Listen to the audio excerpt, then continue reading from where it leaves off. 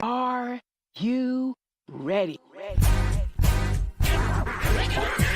My coach, Barbara H. Smith. Why did I hire her? Because she's the best. Barbara H. Smith is a powerhouse. She just walks in the room and grabs your attention, and she does that in a way that just makes you feel loved and like she's paying attention to you. She cares about you, and she wants to see you be your best self. She was able to dig inside and find the passion that was deep within me. Barbara's energy is one of the reasons that I had to have her as my coach. I love the way she is real with people. The reason I felt like I needed a coach was because I have some big goals and I needed to build my confidence. I knew that Barbara could help me do that. I felt that I could trust her. I would definitely recommend to get coaching from Barbara H. Smith if you feel like you need to level up your confidence. She would just help you feel like bold, like you can take on the world. She has really shown me who I am. She has changed my mindset to a place that I know that I am more powerful today than I would have ever been if I had never met Barbara Smith.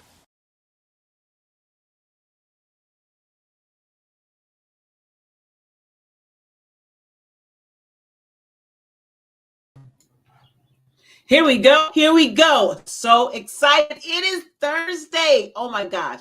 And we have a phenomenal guest again for you. This is the Empowering You Show. If you didn't know, let me tell you why we do this show. We do this show to showcase business owners, those people who may or may not have visibility in the community, those people who are doing great things that people don't know about. Today is no different. We are showcasing a phenomenal person, and we'll get to that in a moment. But first, I have to bring to the platform, the sensational, sexy, spicy Shadi Smith coming to the platform right now. Good day, good day, good day. It's the last Thursday of May. Can you believe that? No, I cannot, because where is this year going? What's its hurry? Don't know. Slow down. I feel like Flintstones, not Flintstones, Jetsons. Jane, stop this crazy thing. Right? Crazy. You're talking about 5 months down. 5 months down. June the 1st is this weekend. Next weekend. Thursday. But I'm really rushing it now. Next weekend. It's holiday weekend, actually. So what we got going on, Shani?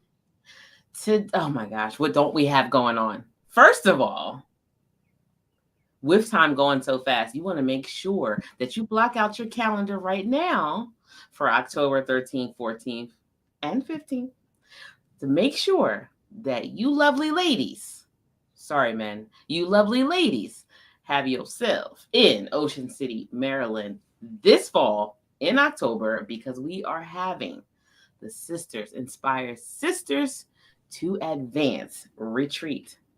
You don't want to miss it. Yeah. If you haven't seen last year, go to the website, barbarahsmith.com. Go to the retreat tab and just take a look at some of the magnificent loveliness that happened last year. So it was delicious last year. It's going to be even bigger and better this year. Right. So thanks for that, Shani. We also have a book coming up in August. It's launching in August. It's Empowering You as Second Anthology. It is Let Go of the Past and Step into Your Greatness. 7 lovely ladies have signed on for this Empowering You series book. And it is by far, so far so good, the best that's coming. Listen, they're telling their stories in authentic and audacious ways. You want to pick that up. We'll be giving you more information about that soon. But now is the time I'm always excited for. This next guest is a certified family nurse practitioner, psychiatric mental health nurse practitioner, a United States Navy veteran, and the founder and visionary behind herpaddedtruth, a nonprofit organization serving homeless women in the Hampton, Virginia Rhodes area, with menstrual hygiene products, providing women with safe, cost-effective, and eco-friendly hygiene products. She's an advocate and healthcare provider for women's health, women's rights, with extensive adult care, geriatric services, and mental health services. Her service as a Navy corpsman led her to this calling as a healthcare provider. A native New Yorker, most of her education was attained while in the U.S. Navy, and she is academically prepared with more degrees than a thermometer, including a doctorate in nursing from Frontier Nursing University, 2 master's degrees, 1 in nursing from Walden University, and 1 in business administration from American Intercontinental University, a bachelor's degree in healthcare administration from the University of Phoenix, and an associate's degree in nursing from Medical Careers Institute. Also, a certificate in nursing that registered nurses who already have earned their bachelor's and master's and doctorate degrees get in mental health. In 2019, she opened the Convenient Healthcare Virginia, a family practice geared to serving communities of color, and she teaches about health and disease prevention it's her life's passion, with her being the owner of Ruach Counseling and Associates, a mental health firm that is geared towards training and providing churches with the tools they need to be equipped to handle members that have or suffer from mental illness. In 2021, when she opened Ruach Counseling and Associates, she was committed and is still committed to service, holistic health, and the community. It makes her a force to be reckoned with. She is a devoted Christian, a wife, a mother of 3. Is there a doctor in the house? Oh, yes, there is. Help me welcome Dr. Charlene Bell. Hello, that was an intro, boy. I said, who that woman they talking about? Is that me? Oh, that's it. That is you. Thank you. Thank you so much for just having me on the show today. I am truly honored and humbled. Thank you so much. Thank you. You do so much in the community, Charlene. And I applaud you and apologize for calling you Charlene because I just know you for a while now. And we met some years ago when you were doing a book anthology yourself. And I immediately fell in love with what you were doing and the spirit that you have and the love that you have for all people, but especially our community. So there is no problem or issue with having you come on the show because I felt a kindred spirit when we met back then, and we just never worked together. So this is the start of, I hope, many, many occasions. So yes. Thank you. I love always giving way to Shani to start out and asking questions. It's a simple interview. What do you got, Shani? I mean, first of all, I wanted to say what a phenomenal life work that you have. I mean, you are wearing not 1, not 2, like 4 capes, not coats, but capes, because to be able to do all of that and still come on here looking fabulous. Thank you. Phenomenal. You know, I like to think that I totally understand the struggle that many women go through, particularly Black women, when it comes to dealing with Western medicine. So I don't always subscribe to that at all, because my own experiences have been that I've been dismissed. I've been thought of as what I felt like a workhorse almost. Like, no, I'm telling you because I'm not screaming in pain. I'm in pain. I have needs. And so I kind of left that. And I think that the fact that you are a doctor first, a veteran at that, but your belief in God and how you bring that all together to really deal with the whole self, not just what the book says, what their book says for you to follow. I mean, how do you deal with that? How did you even come to that? Was it totally a God, Holy Spirit download, or how's that happen? Well, I have to say, even when I was in the military, I was a corpsman. I believed truly that medicine was just something that I was supposed to go into. It was either that or I was going to be a comedian.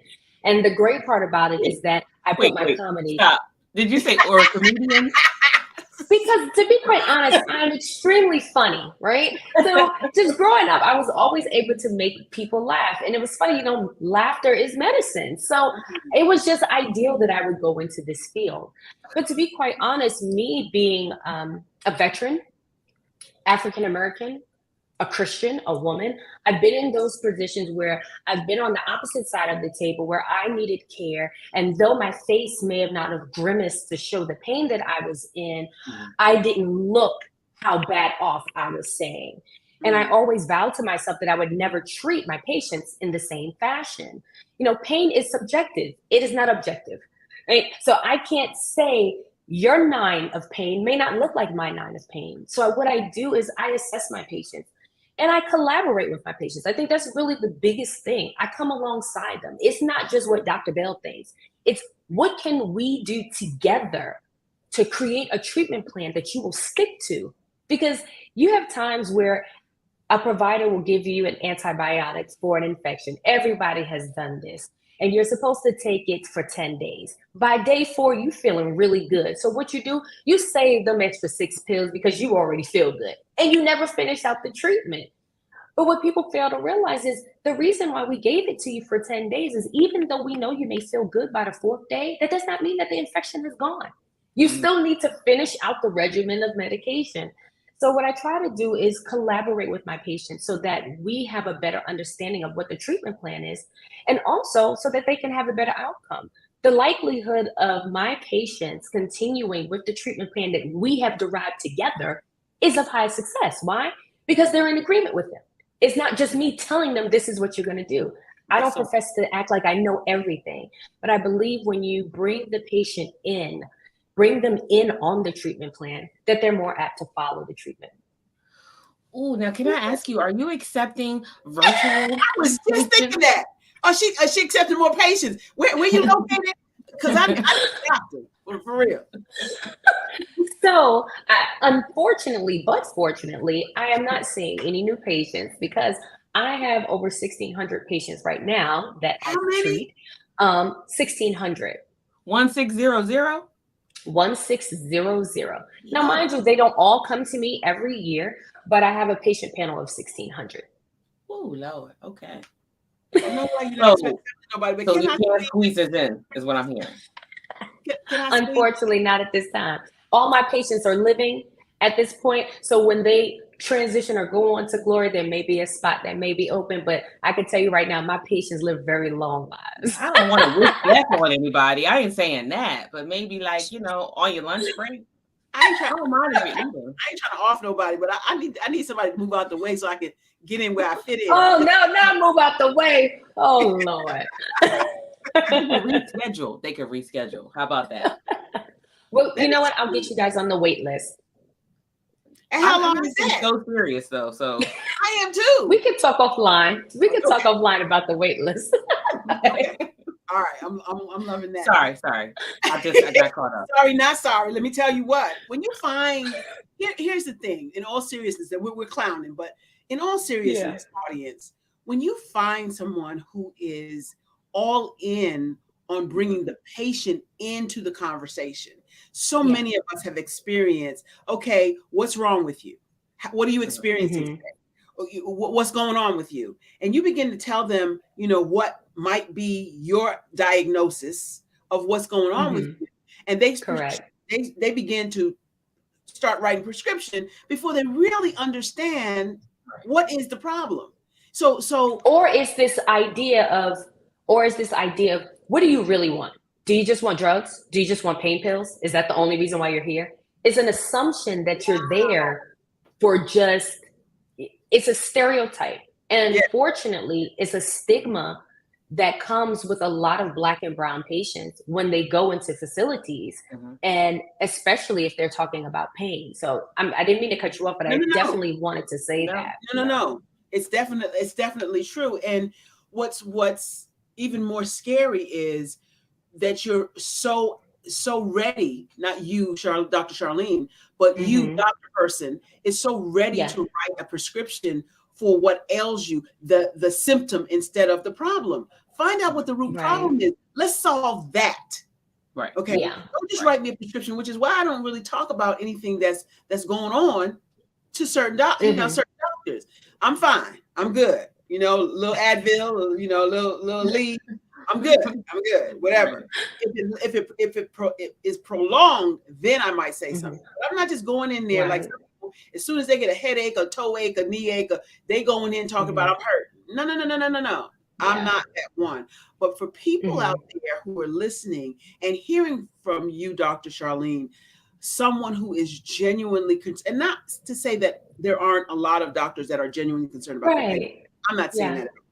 But to see someone, representation matters, that looks like us and that is concerned and has the patients buying into the treatment of their situation, cause whatever it is so refreshing that both Shani and I, in all seriousness, we're not playing when we say we want to be on the wait list. No, because you get to a place where you almost feel like I could have went to WebMD if that's what we're doing here. WebMD. I've experienced. I had an elective cosmetic surgery 20 years ago, and I had an appointment. We'll just say the appointment was Tuesday, set. And I went in on Monday because I'm like, it's different, and they're like, no, it's just part of healing. I'm like, no, definitely something is different. Something's wrong. And they're like, well, no, it's just part of healing. So Tuesday, I go in and they take off the surgical tape and the incision is open. And they're like, what happened? What were you doing? I was like, backflips. Remember yesterday when I came in, I told you like something feels different. That was that. Something feels different. Like, oh yeah. So we're just gonna have to. We'll stitch it up. Yeah. It'll be a light anesthesia. I was like, no, sir. You will numb it and I will be watching you. Yeah. I try to really educate my patients on advocating for themselves, even when they're in the office with me.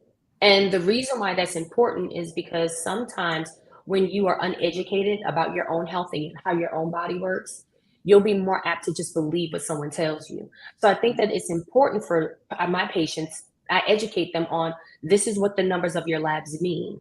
This is what a RDW is. This is what it means when your H&H is low. This is what it means when your A1C is this way. I think that that's really important because then they can advocate for themselves. If they ever move away, they can say, oh no, I know that my A1C is typically a 5.6. I don't understand why it's trending this high. Or, typically when I take, my blood pressure is never this high. My blood pressure normally ranges, in the low 100s, systolically, and in the 80s or 70s diastolically. They're able to say those things with feeling confident and not feeling intimidated by another provider talking to them. So advocating for yourself is very important. Oh my gosh, is it? And being able to have that education helped by a physician. So yes. This is not directed at the physician that's in front of me, but there's a reason they call it practicing medicine. Yes. Because nothing is 100%. Nothing's 100%. And nobody is the same. Exactly. One person who I don't get. Yeah. And what we try to do. So there's some ailments or there's some health conditions where you have seen it so much that it's trending. So it trends so much in a way over time. Okay, we know that this particular medication will help with this disease. Right. But whenever I have a patient that comes into my office, no one patient is the same and no one blood pressure is the same. So where I can treat someone with lisinopril, I can't treat the other person with that. I'll probably have to use a metoprolol or something different. So I think that it's important that we don't look at patients as a one size fits all, because it's not. Mm-hmm. Every patient is individual and unique. And though it may be the same disease process, it doesn't mean that the person processes it the same way. Ooh, I like that. So, yeah. Because you know how those commercials are, and you're like, wait, I said I have this, and you hear all my chances of heart attack, death, suicide. Like, wait a minute. I'll take the devil I know versus that. I don't. Right. Am I going to die? My blood pressure down with abruptly or whatever it is. I'm like, abruptly. Yeah, I can die from this. I have seizures. I'm not taking that. Right. But you know what? Do you know why they say all those things? To keep from being. I'm going to tell you, because it happened to somebody. I'm going to tell you why. Yeah, because whenever they're doing clinical trials, regardless if they give you the real medication or the placebo, even say for Tylenol, right? they say may cause sneezing or something like that. Let's just say something ridiculous. That's not Tylenol, but let's say that. That means someone in a clinical trial who was taking Tylenol sneezed. They didn't know if the sneezing was caused by the Tylenol. So they have to say, well, we don't know what caused it. So, hey, it may cause sneezing. So it doesn't necessarily mean that it will cause that particular thing. But whenever you're doing a clinical trial, if something winds up happening within the clinical trial, you're testing basically. So it could be the medication that's causing it. But that's the reason why you see all those. It is scary because it's like, wait a minute, why would I want to take Claritin? Like, yeah, may cause your throat to close. Like, I don't want to take that mess. I can't breathe. I'm gonna need exactly with it. Like, what percent of people sneezed? Tell me that. Exactly. Then I'll take my chances. Can we talk about your work with Her Padded Self? Is it Her Padded Self? Oh, Her Padded Truth. So I'm glad that you can answer that. So Her Padded Truth is my heart. It is my nonprofit organization. I've had it for years. And the reason how it even came about, I couldn't sleep one night, and I was just tossing and turning, like typical people do. And I decided to scroll through Facebook. Now it's like at midnight. So I'm like, let me go ahead and scroll through Facebook. And as I'm scrolling through Facebook, I see a documentary about women in New York who are homeless and what they have to do to catch their feminine flow. And I was instantly intrigued.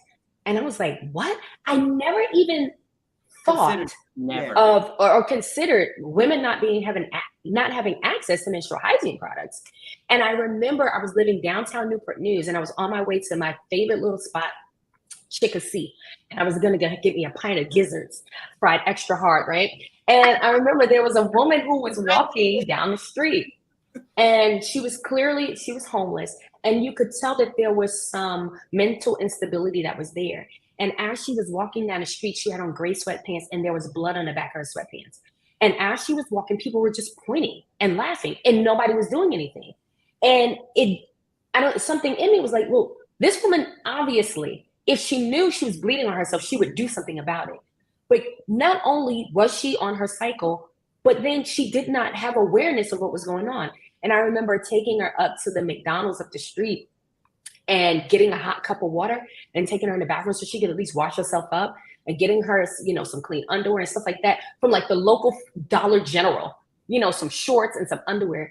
And it just dawned on me, literally, it just dropped in my spirit. It was a God idea, Her Padded Truth. And I was like, what? I was like, okay. So I started to really delve deep into what we now know as menstrual poverty and what happens with people who suffer from menstrual poverty. You may think we always would see commercials of people in third world countries who didn't have, menstrual hygiene products. And, a lot of organizations was geared towards sending menstrual hygiene products overseas. But we had people right here in the state of Virginia. Now, I'm from New York. I'm a New Yorker. And we had people right here in the state of Virginia where I lived in who did not have access to menstrual hygiene products. And at the time, the jails and the prisons in the state of Virginia did not provide menstrual hygiene products to their female inmates. They had to have, in order for you to have a menstrual hygiene product and you happen to be in jail, somebody had to put money on your books. If no one put money on your books, you want to know what you would use? You would tear up sheets, you would use toilet paper, and you would make makeshift tampons to use in prison. Now, mind you, prisons are a multi-billion-dollar industry. And you mean to tell me that women couldn't get free menstrual hygiene products? So I really went on, I was not only livid, but I was on a mission. I was on a mission to teach everybody, whether you had a vagina or not, about menstrual equity and about menstrual health and about what women who don't have access to these products, what they have to do. Even young girls were missing countless days of school because they didn't have menstrual hygiene products. And schools were not given funding for menstrual hygiene products. So a lot of the nurses were using money out of their own pockets to buy menstrual products so that they give to students and things of that nature. But since then, oh my gosh, since Her Padded Truth has started, we have covered over 15,000 periods here in the United States and over 5,000 periods in Africa. So I am extremely excited about that. Yeah. That is absolutely amazing. I almost am about to cry because I never even Never considered it. And even Did you know that you were taxed? I'm like, this is a lot of money. I know. Yeah. I don't even think about people who can't buy it. I've never even thought about that. Oh. Well, I want to give you something else to think about. Did you know that you have to pay tax on your menstrual hygiene products? So before COVID hit, the legislation here in Virginia, we were fighting hard to remove something called tampon tax. So condoms are considered a medical necessity, but tampons and pads are not. I found that to be really funny because it is a choice to have sex. But it's a choice to have sex, right? You can choose to have sex. Right. For many women, they can't, unless they're going to use some sort of contraceptive to do, to eliminate their menstrual cycles medically. But having a period is something that typically happens every month. So why is it that you can tax what happens to me naturally every month, but you don't tax condoms for men? There's no tax if you buy condoms. So for years, women were being taxed just to have their period. When you think about it, if you go into government buildings and the female would go into the bathroom, you would have to pay for a tampon or a pad. But they were giving out condoms free in school. So for me, I found it to be egregious to women, even women's rights, for you to tax me for something that happens or penalize me for something that happens to me naturally. No pun intended. But no pun intended, so that was a good one. But, it's really important. It's really important for us to be aware of what menstrual equity is and how menstrual poverty affects us all. That is mind blowing. It is. So let me ask you, if Planned Parenthood, I know that you can get condoms there. Do they give out any menstrual products at all? They don't. Wow. You got me speechless. That's not happened since we've been on this show. And I can also say, when COVID hit, it was very hard. I had an entire storage unit filled with menstrual hygiene products. But when I would try to donate the menstrual hygiene products to, say, shelters and things of that nature, they wouldn't take them. And at first I'm like, well, you can't get COVID through your vagina. Like, I know how this works. You know what I'm saying? Unless it's something new I don't know about. Okay. But what I noticed, even through COVID, was that a lot of the shelters were run by men. And a lot of the women who were in the shelters did not feel comfortable with going to, males asking for menstrual hygiene products. That doesn't make sense, right? No, it doesn't. So I went on a quest to really educate men what menstrual equity was, how it affected women, but also how they could come alongside and be allies to help us in the plight to end menstrual poverty. That is so good. And you have dropped so many nuggets and so much information and enlightened, inspired, engaged us in this conversation. But we are going to commercial break. Don't you go anywhere, because we got more of Dr. Charlene Bell and all of the wonderful things she's doing to help women in women's health. Mental health coming up next, though. We need to talk about that. Awesome. Okay, that part. I am a child of the Most High God. He has gifted me in ways that I could not even imagine and didn't know.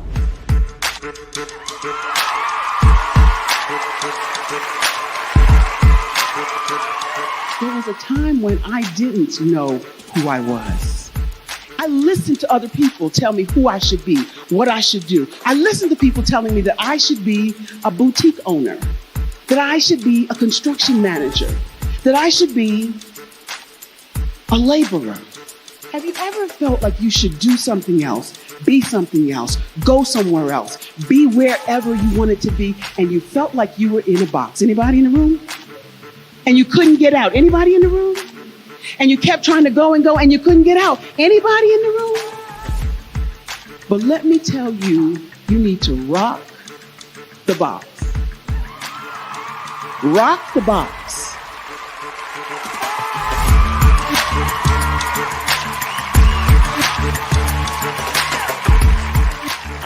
engaging, inspiring, and empowering.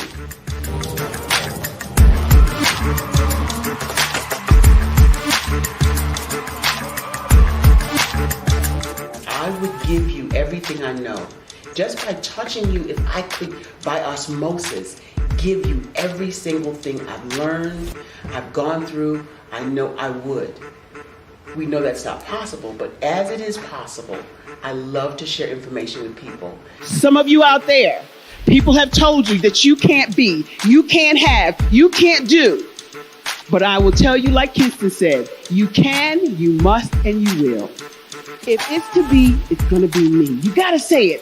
If it's to be, it's going to be. If it's to be, it's going to be. If it's to be, it's going to be.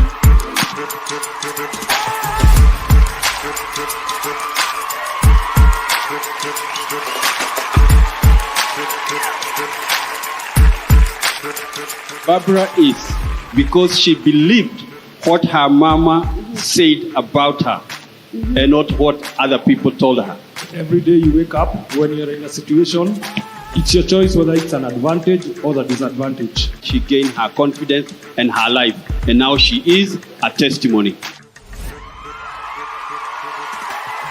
If I can help you elevate yourself, then I feel like I'm elevating my own self as well. What you know and I know together can change the world.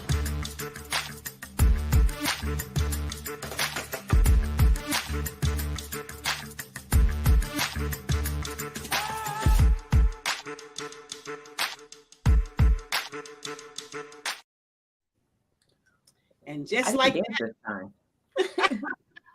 we're back. I'm so grateful to be back with you. Listen, we have a free ebook if you are interested in becoming a better communicator.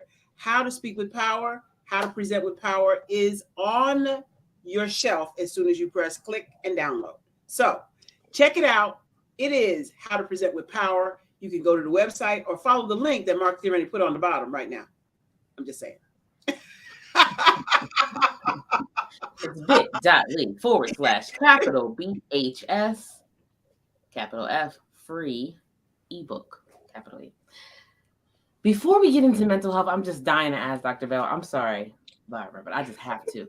Do you accept donations of any kind for someone who's out? I'm in Delaware. I actually don't pay sales tax at all, but I'm in Delaware. And if I wanted to make a monetary donation, or if I had something where I could ship it, do you accept donations for? Most definitely. Yes, I do. Actually, last year I went to Ghana and I was able to bless, we went to Ghana. We were in Winneba, which was a beautiful village in Ghana. And we were able to bless a village called the Akusa Village. And they have a small local clinic, and we were able to help provide 5,000 menstrual hygiene products to that clinic, which actually serviced the entire village. This village had well over 100 women in it, young girls as well. And because of our donations, we were able to, they were able to go to school. So yes, I accept donations. If it's any monetary donations, we have a cash app, and you can send that to $herpaddedtruth, and I'll make sure you guys get that information. Or you can just contact me directly via my social media platform and inbox me. Mail us menstrual hygiene products. We will accept that as well. We are going back to Ghana this December, which I am super excited about. I'm looking to cover at least 10,000 periods at their local hospital and do a pad drive there. So yes, bring the menstrual hygiene products on. I will accept. All right. Awesome. And so your information and awareness is more in addition to what I want to also get, but we'll get at that after the show is over. And I want to ask you about that. Yeah, because we got to spread the word.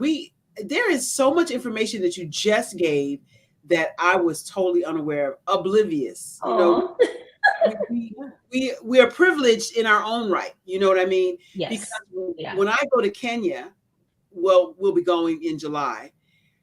There is so much that we take for granted And my sister just got back from Egypt last week. Mm. She said, I got to get rid of stuff. This is called hoarding, right? Because I said, I knew that when you went, your reality of what we have that we take for granted, like exactly, yes. You can't drink the water out of the faucet. There is no way. Correct. You know, and we just turn the light switch on and the lights come on. And know it's coming on. Right. Well, in some villages, there is no light switches. There's no electricity. Right. And so the things that we take for granted, like having products for feminine hygiene, it is just, again, it's just speechless. And I applaud you and your foundation for all the work that you're doing. Really, thank you so much. That God did that Holy Spirit download and took action. Because here's the thing, right? We get Holy Spirit downloads all the time. Ignore them. But there's a talk about it spirit. There's a do it spirit, right?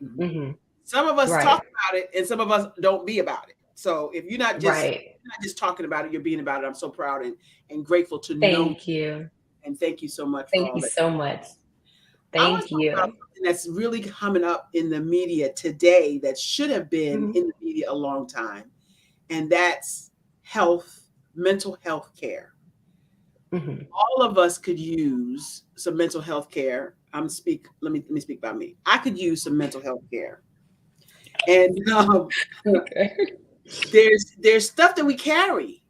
Yes. We carry not only past hurts, unforgiveness, all these things, but we also carry trauma in our DNA. Let's be real. And we've been groomed to carry it. Yeah. What do you say about getting help today, mental health help today to our community? So the way I look at it, to me, Jesus was also a therapist, right? Because he counseled, he comforted, he spoke life into, he affirmed. I think that it's very important to be able to speak with someone about the issues that you're having that is an expert, not just a friend, just hearing you out. Sometimes what we'll do is we'll go to people that are like-minded like us. So we'll get to hear what we want to hear, but not truly get to hear the words that will help to transform us and change us. True. I think when it comes to therapy or any type of mental illness, especially as it relates to Christianity, I find it as as someone who also does psychotherapy in my practice, I think that it's important to destigmatize what mental illness looks like. And sometimes you have people, I created an initiative called Healthy Church. And I started, it was funny how it came about. God just spoke to me in a way that surrounds medicine. And I said, okay, well, yeah, we do. I talk to God in public. I have a whole shirt that says that. But how I preface it is this. When you're sick, you go to a triage center, right? Or you go to this doctor. What they do is they triage you. Before you even get to the doctor, you're being triaged to find out what's going on. That's how I look at the altar when you go up for prayer, right? So you go up for prayer, that is the triage. While you're in triage. When you say triage, for those of us who may not know what that is.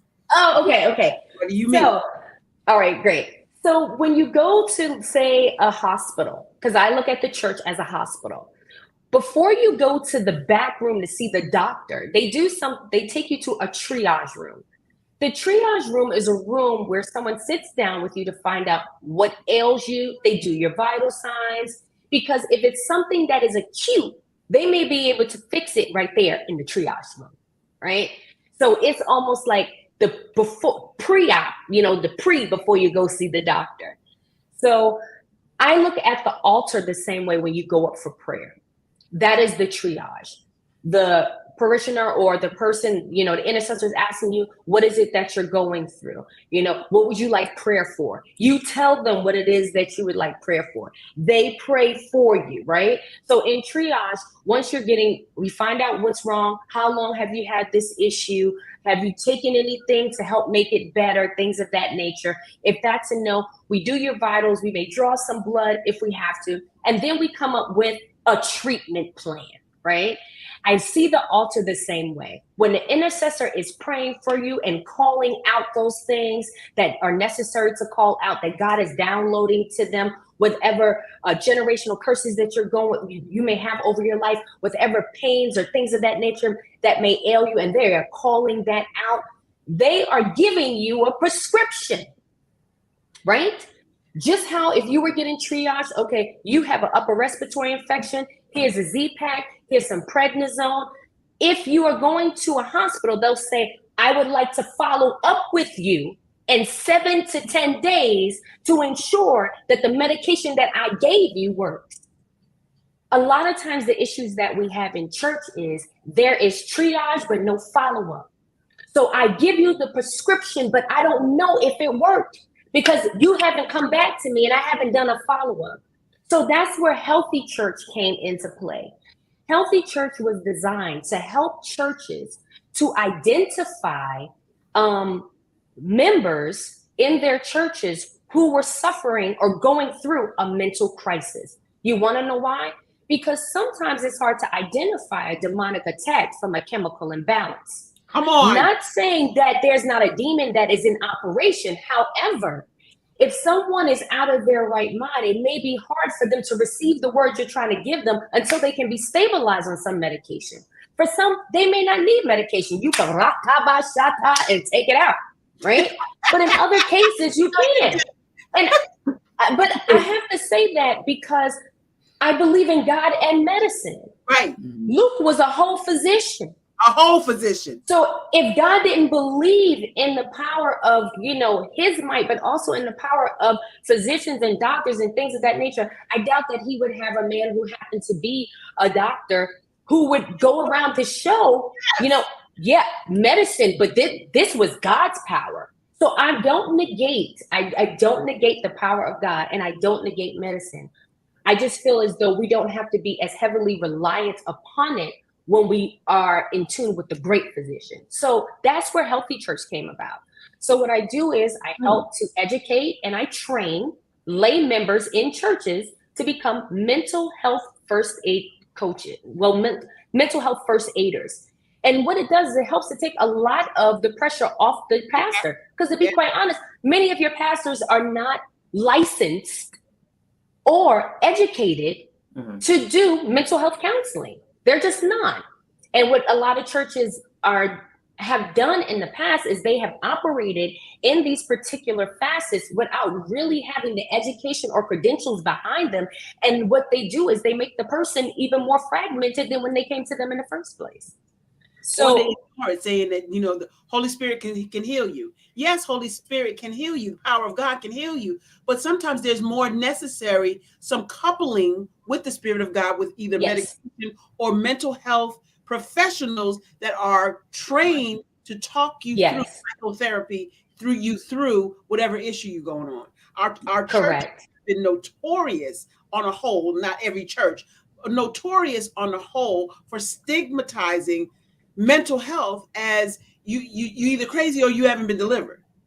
And I find that to be egregious in a way, because I use this, and this may be a little bold for your viewers, so I'm sorry, but I'm just gonna say it because I say it all the time. When I look at hypertension, when I look at diabetes, when I look at erectile dysfunction, I don't see pastors a lot of times. If there is one, I have never seen, but in my lifetime, Charlene Bell's lifetime, I've never seen anyone casting out a demon out of a man who has out of erectile dysfunction. I've never seen anyone laying hands on the member and causing that thing to rise up like Lazarus. I just have not seen that. And for me, I find it poor service that you could When you look at someone who's taking an antidepressant, you don't look at someone who's taking an erectile dysfunction medication the same way. It's still a medication. Right. Right? So if we would stop looking at mental illness as something totally different than any type of health issue, it's still a health issue.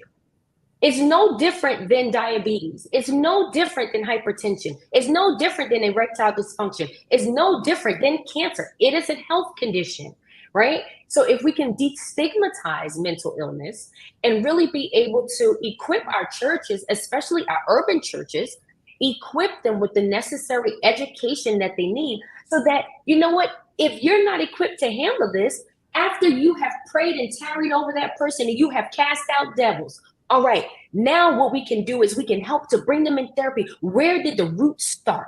How do we make sure that it doesn't replant itself? What tools and techniques can we give you in coupled with prayer and fasting to help you to become a whole person?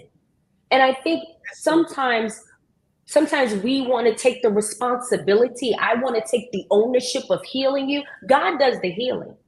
That's So right. I don't look at it as if, oh yeah, I gave them that pill, they're healed. No, the prayer that I prayed helped. Okay, my faith in you being healed, that's what helped you to get better. So that's what Healthy Church is all about, really helping to bring awareness and equipping churches, especially in our urban communities, with the tools and techniques that they need so that they can have whole Christians, completely whole Christians. So yeah. Oh, that was so good. Oh my God. So how do you get involved with Healthy Church? I mean, is there a program? Is there literature? I know all the answers to this, but is there something? So Healthy Church will be officially launching in the fall. Currently, I'm working with other churches and organizations to see if they are even interested. Many churches don't want to have train their people. Many pastors don't. And you have to think about it. Some pastors want them, no, my people will just come to me. And that's okay. But I think that it's important. I'm a lifelong learner, but I think that it's important to make sure that you have advocacy. I think that every church should have a health department, regardless of how big your church is. If it's just that one CNA, have her. Okay. I believe that those things are necessary. Why? Because the idea is not for you to always stay small. So I think on a bigger scale. So people can contact me directly via social media, things of that nature, but it will be plastered all through social media come the fall of signing up for Healthy Church and really getting lay members trained. So I'm super, super excited about that. That's we want to promote your business, not just here on the show, but outside of the show. We want Thank you. In the women's retreat, we want information and literature. You said in the fall, we're doing our retreat October 13, 14, 15. We got to get. Oh, then you'll have it. You'll definitely have it before then. Yes. And some other stuff from you to make awareness and on a larger scale, because we are targeting C-suite directors and women who, like yourself, constantly pour into other people, but very rarely get poured into. And our conference in October is in the beautiful city of Ocean City, Maryland. And we are bringing women from around the globe together to inspire each other. And so we hope that you will be considering coming. But in the meantime and in between time, we want to get the literature from you to share with them. We want to empower them in every which way we can. Yes, that would be phenomenal. Yes, thank you so much. Now, I know you have a gift for our audience. It's streaming across the bottom. Can you tell us a little bit about the story of her? Yes, I can. So I am also, in my spare time, a documentarian. I have always loved film. I have always loved the power of telling stories. And May of last year, I wanted to do an ode to women. And another God idea, it was like my husband had bought me all this equipment. He was like, what you gonna do? I said, I think I'm gonna start doing films. He's like, that you wanna do that too? I was like, why not? And the story of her is ode to women. It is a story of 5 amazing women telling their truth, talking about the tragedies that they've gone through, but also the triumphs on the other side, and how God can really turn give you beauty for ashes. And this documentary is really something that will not only touch every woman, but touch every male as well. If you have a sister, an auntie, a grandma, this is something for you to watch. I'm super excited that we were picked up by Apple TV. I mean, I'm a little black girl from the Bronx, okay? To know that, God has graced me with the vision to be able to carry out this ministry is phenomenal. And the great thing about Story of Her, our documentary was been picked up and nominated for 2 film festivals. So we'll be going to New York next month. I'm super excited about that. And then we have another film festival that we'll be screening at in Charlottesville, and a few others that we are keeping our fingers crossed for. We're currently working on our next documentary called Identity. And this is going to really discuss how we see ourselves. We'll be talking I have a lot of patients who deal with gender dysphoria, and we'll be talking about how they identify. Also I have patients who are biracial, and just talk about how identity shapes us and how it's a prism, and try to really create a dialogue again amongst one another. I don't have to always agree with you. You don't have to agree with me. But as the Bible says, we can reason together. So I am super excited about Identity, that will be showcasing in the late fall, early, winter time frame. But I'm really excited about that. But yes, please go to Apple TV, Story of Her. I can assure you, get your tissues because you're going to cry. But you really see how God blesses and transforms the lives of these women, how you can go through a dark time, but how you can find purpose in what it is that you go through, and how God can use, what the enemy meant for bad for your good. So this is truly my ministry. And I just thank God for blessing me with the vision and trusting me to carry it out. So it seems like everything you touch turns to gold. I say that with full. Yes. And you know what? I don't say that as pompous, but everything that God places in my hands, I do it with the best of my ability, because he's graced me with it. He's trusted me with it. And because he's trusted me enough with it, I have no choice but to do great things with it. So these hands is blessed. Ask my pap smear patients. Hands are blessed. My prostate patients too. These hands are anointed, no pain. So not the pap and prostates, not the pap and prostates. That's right. That's right. Well, we are at the top of the hour already. Oh my God. This has been a phenomenal conversation with Dr. Charlene Bell. Oh my God. You have dropped so many nuggets on us. You have opened up our eyes and our hearts to the missions that God has created in you and through you. And people are being blessed all over the world. I'm so, so grateful to have ever met you and now introduce you to our over 200 countries that subscribe to the channel. Yes. Thank you. We are applauding you, and you are a force to be reckoned with in the community. So thank you so much. Chani, did you want to say something else before we talk about these last few moments that we have with Dr. Charlene Bell?